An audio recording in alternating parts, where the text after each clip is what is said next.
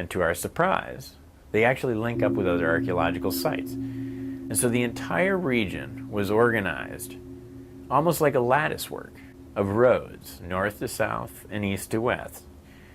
Sounds very urban.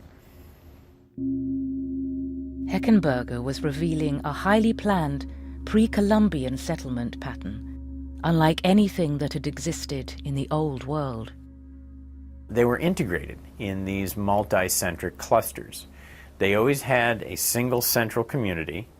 They had two major satellites, one to the south, one to the north, two other major satellites to the east and west. And those 5 communities formed a core area. And it's this multi-centric form of urbanism that's really quite novel. We haven't seen anything similar to that anywhere else on the planet. It's an alternative form of urbanism.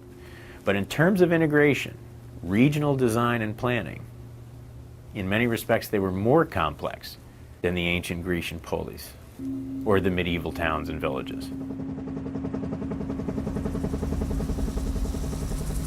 The next stage was to get an idea of the extent of these settlements across the region.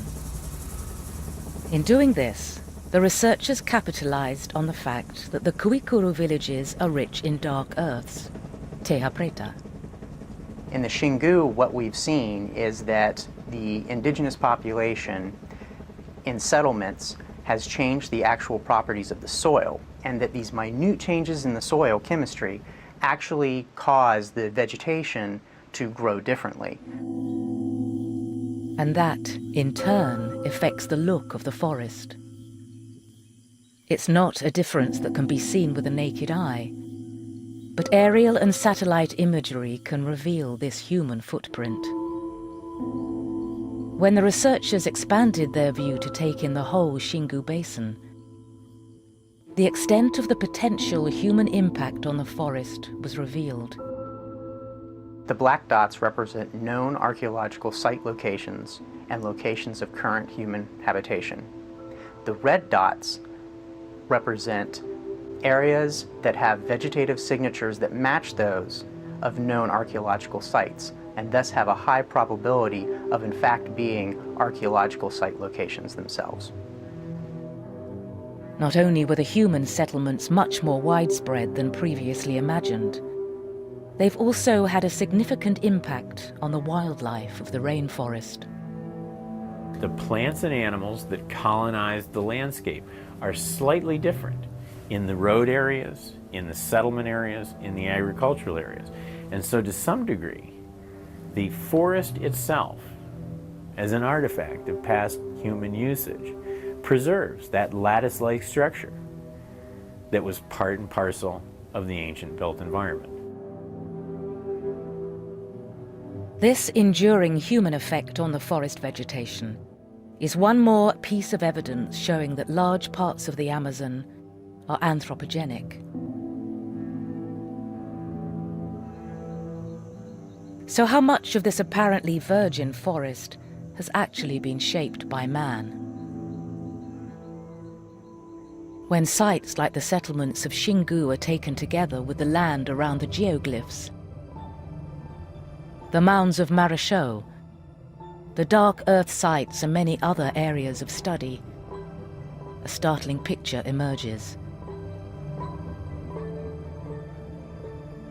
The total area of anthropogenic forest is almost twice the size of Spain, and it's growing all the time with new archaeological discoveries. The idea of a vast, unbroken, wholly pristine wilderness is now no longer credible. And for many, the terms of the debate over the true nature of the Amazon have been entirely changed. When people think about pristineness, they're thinking about something that comes from the past, a very removed, very ancient past, and needs to be preserved for the future. But there's no such a thing, because in the Amazon, what we see is that at least for 11,000 years, there's been people living there, and they've been building this relationship with nature. So what we have to preserve in the Amazon is the outcome, the dynamic relationship between the people and nature. Without people, there's no such relationship. We're preserving something else, which is not natural anymore. There's a strong political debate that has to be faced in the Amazon today. There's a true paradigm shift going on in terms of how the Amazon rainforest and its origins are seen. We can't understand the diversity without taking into account the human factors of the past. The idea of a natural order that includes people is one that challenges the way we all think about wild nature. And it challenges traditional approaches to conservation, which tried to separate humans from the natural world. And I don't see any contradiction. Actually, I see a complementarity between preservation of nature and the fact that people can live in this conservation unit. What I feel is that you need to facilitate people staying on their land and buffer them from any invasion of people who may have more technology, more power, more money to bribe people than they do, and basically help them to continue there as best they can. That's the kind of reserve, I think, that will be favorable to the future of tropical forests. But some environmentalists fear that by showing that the forest has been heavily manipulated by humans in the past, archaeologists could be giving the green light to modern developers to do the same, but on a much larger scale. Does this mean that the area is ripe for clear cutting and large-scale mechanized economic development? Well, no, that is a completely different thing. It's quite clear that cutting the forest completely down and replacing it with a field of soybeans is a kind of use that is not consistent with the survival of that habitat. In fact, what the archaeologists are proposing is a middle way, one that draws on lessons from the past, from the Teja Preta, that would allow indigenous peoples and other forest communities to grow and flourish in sustainable ways in the future.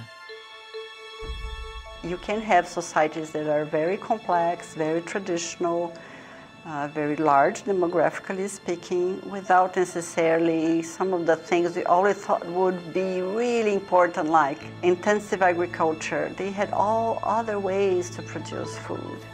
If pre-Columbian Amazonians have been able to manage the environment without completely destroying it, and maybe increasing the biodiversity of the environment, these are the lessons that I think we should take on. Today, the Amazon population is made up of 20 million people from all races and backgrounds. Amongst them are 400 indigenous groups struggling to have their voices heard. Meanwhile, economic pressures and big businesses push for greater exploitation of the area, and environmental groups give dire warnings of the consequences. The concept of a man-made forest has added a new twist to the debate. But whatever the future course of the argument, one thing now seems clear. The idea of the holy virgin rainforest has had its day. The Amazon is the least known world area in terms of its archaeology. How much of it is anthropogenic? We don't know. But we do know enough to say that you can no longer go into any part of the Amazon and assume that what you're walking into is a pristine tropical forest. You might be surprised. Just under that root is an Amerindian potsherd.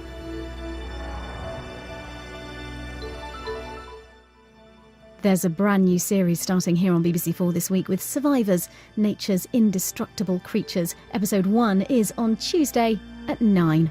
Music next tonight, though, with Top of the Pops.